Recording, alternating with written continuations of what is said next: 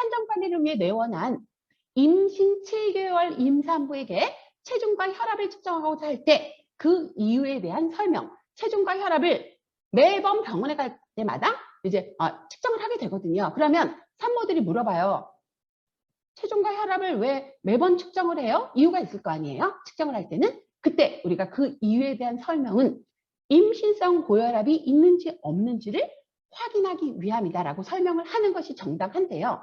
임신성 고혈압 이것도 할 얘기가 너무나 많은 질환입니다. 여러분 시험에 모성 간호학에서 모자보건에서 여우 주연상으로 등장할 수 있는 대표적인 질환이 바로 여기서 말하는 임신성 고혈압입니다. 그래서 오늘은 시간이 별로 없으니 제가 이제 9번에 나오는 임신성 고혈압에 대해서 제대로 한번 정리를 해드릴게요. 임신성 고혈압.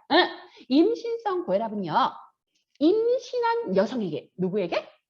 임신한 여성에게 가장 흔하게 나타나는 의학적 질환으로 알려져 있습니다. 무슨 얘기냐? 임신을 했어. 그 전에 혈압이 높지 않았어. 오히려 저혈압에 가까웠어. 그런데 임신을 하고 적어도 임신 20주, 20주라고 하는 구간은 우리가 4주를 한 달로 카운트하는 의료적인 계산법에 의하면 5개월이 되겠죠. 5개월이면 이미 임신 중반부에서 후반부로 넘어가는 과정이죠.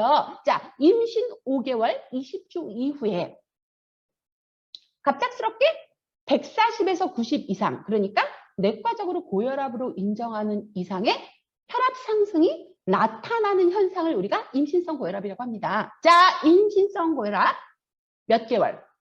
개월로 하면 5개월. 몇 주? 20주.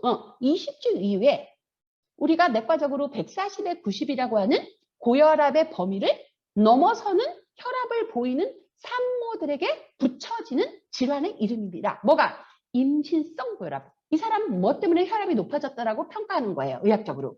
그렇지. 임신 때문에. 임신을 해서 전에 없었던 혈압이 확인되는데 그게 전반기가 아니고 중반기에서 후반기 넘어서는 과정에서 임신성 고혈압이 나타날 수 있는 거. 이런 이제 굉장히 중요한 특성을 우리가 임신성 고혈압이라고 이해하셔야 되고요. 얘는 여우주연상이에요. 반드시 나옵니다. 반드시 시험에서 출제될 수밖에 없는 이유가 이 임신성 고혈압을 갖고 있는 산모들은 어찌됐든 최대 15% 이상에서 합병증으로 사망까지 갈 수 있다라고 평가가 되어집니다. 그러니까 사람과 엄마와 아이가 같이 죽을 수 있는 위험한 부담을 갖고 있는 질환의 특성이기 때문에 이거는 관리가 되어야 됩니다.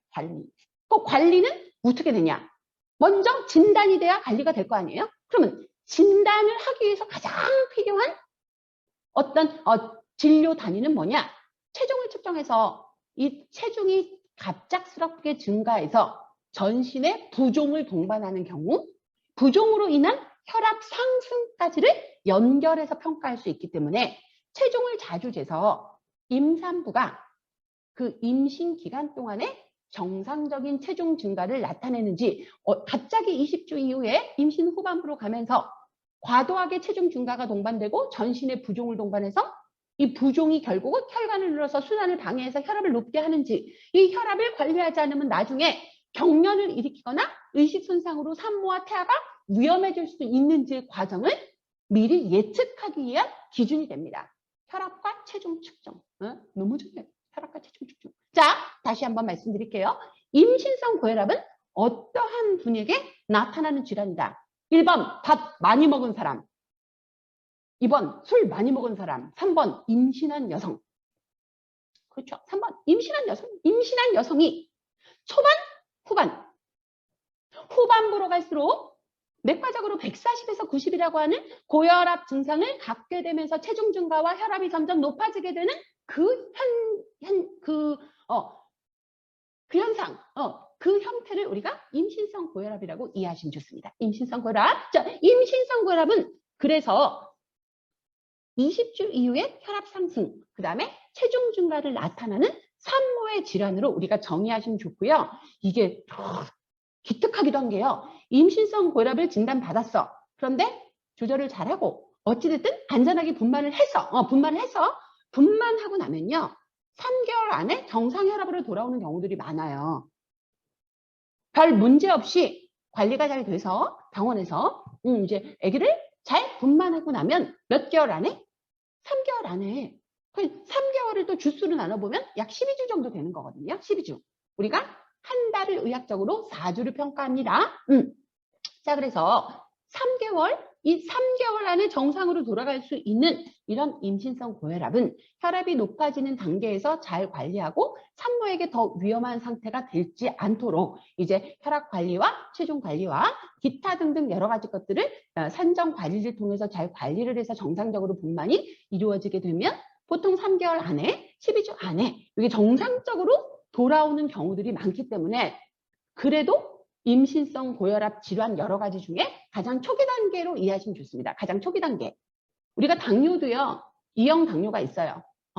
그래서 인슐린 비의존형. 그러니까 인슐린까지는 필요하지 않고 식사 조절하고 운동 조절하고 운동하고 복부 비만 관리해서 우리가 이제 조절할 수 있는 것까지 조절해서 그렇게 이제 당뇨를 좀 극복하는 경우들이 있다면 이게 조절되지 않고 췌장의 기능이 무너지고 식이도 전혀 조절되지 않아서 무너지고 인슐린을 맞게 되게 되면 그때는 어쩔 수 없이 인슐린 의존형으로 가는 것처럼 임신성 고혈압도 이때 초기 단계에서 체중 잘 관리하고 혈압 관리하면서 정상적인 분만으로 유도가 되게 되면 3개월 이내에 12주 이내에 정상적으로 돌아올 수 있는 구간이 생깁니다. 그렇기 때문에 산정관리에서 어쨌든 임신성 고혈압은 20주 이후에 체중과 혈압을 꾸준히 재면서 산모에게 나타나는 신체적인 특성을 이해하고 관리하고 안전한 분만을 유도하는 것까지가 의료진들의 책임이 되는 거죠. 그리고 보건학적으로도 굉장히 이 체중과 혈압을 꾸준히 측정해서 산모 관리를 하는 것이 의의를 가지고 있는 거예요. 누구 때문에? 임신성 고혈압 때문에. 그런데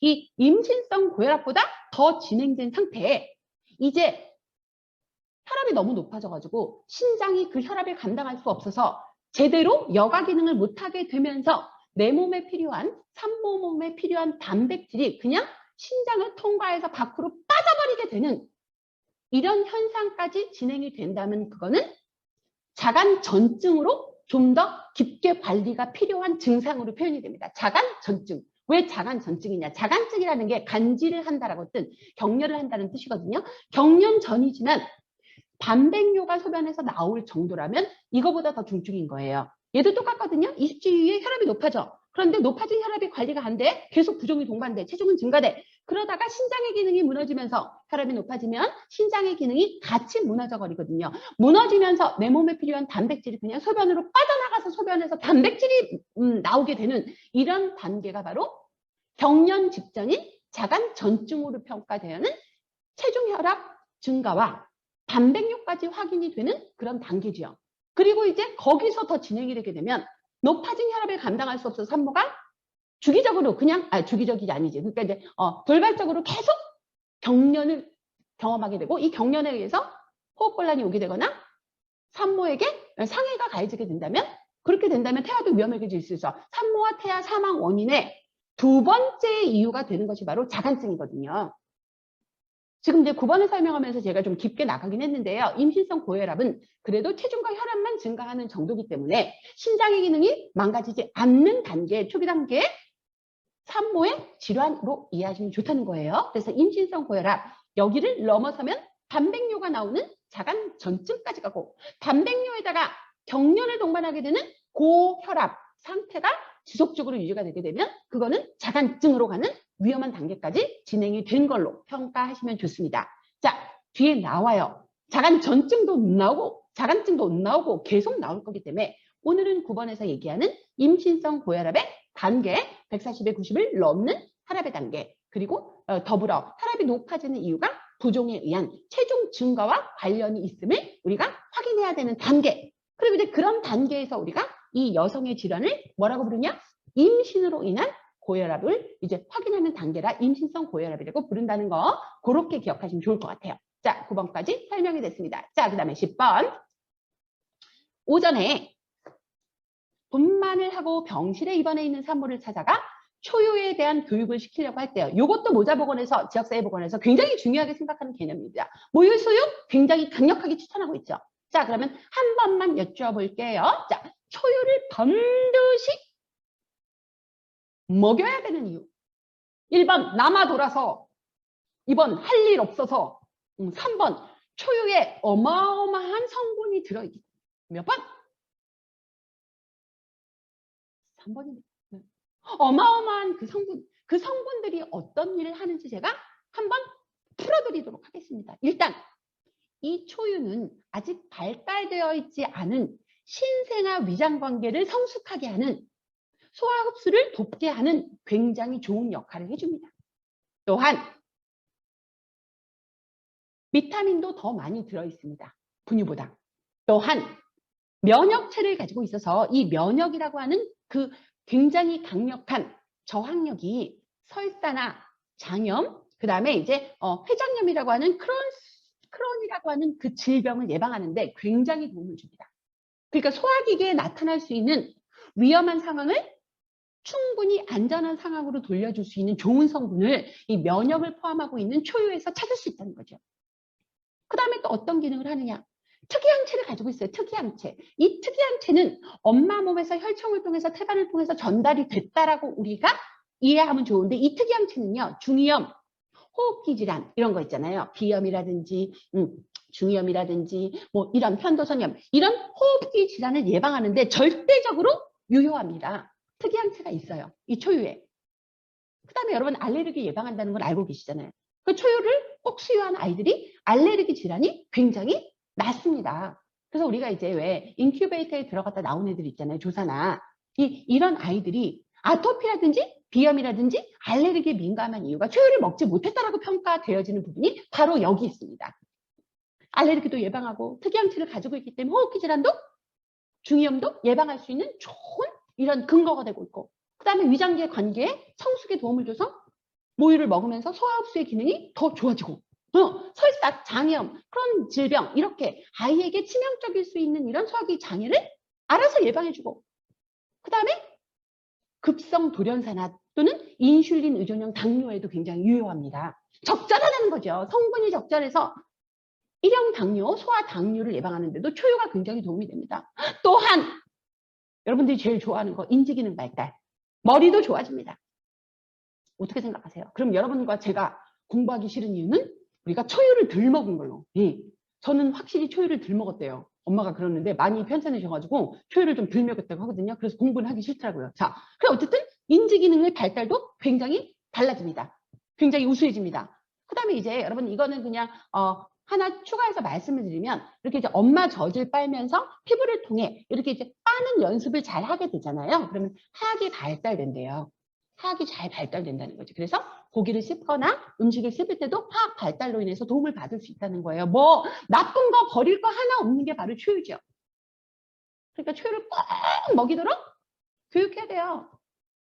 어떻게 해야 돼요? 교육해야 돼요. 그래서 우리가 이제 산부인과에 가게 되면, 저도 이번 이제 방학 기간 동안 여성 전문 병원에서 분만실과 이제 입원 병동에 실습을 하고 있는 간호대 애들을 가르치고 있거든요. 걔네들도 그런 얘기를 해. 일주일에 한 번씩 퇴원 전 산모들에게 1시간 반 동안 어쨌든 초유, 모유 수유에 대한 교육을 하고 시범 교육을 통해서 수유를 잘할 수 있는 방법을 전달하고, 이 수유를 하면서 약간의 흐르는 변동으로 인해서 발생할 수 있는 이런 정서적인 부분들도 병원에서 많이 이제 교육을 통해서 이렇게 이제 뭐 도움을 준다는 거예요. 여러분들도 산부인과 또는 여성 분만과 관련된 이런 이제 치료적인 혜택을 주는 그런 병원에서 일을 하시게 된다면 반드시 이제 모유 수유 교육에 동참을 하시게 될 거거든요. 그래서 우리 시험에는 당연히 여우 조연상으로, 임신성 고혈압, 여우 조연상 따라가는 사람 모유 수유와 관련된 간호 교육, 이런 부분이거든요. 그래서 이제 초유에 대한 개념 여러분들이 꼭 기억하시면 좋을 것 같아요.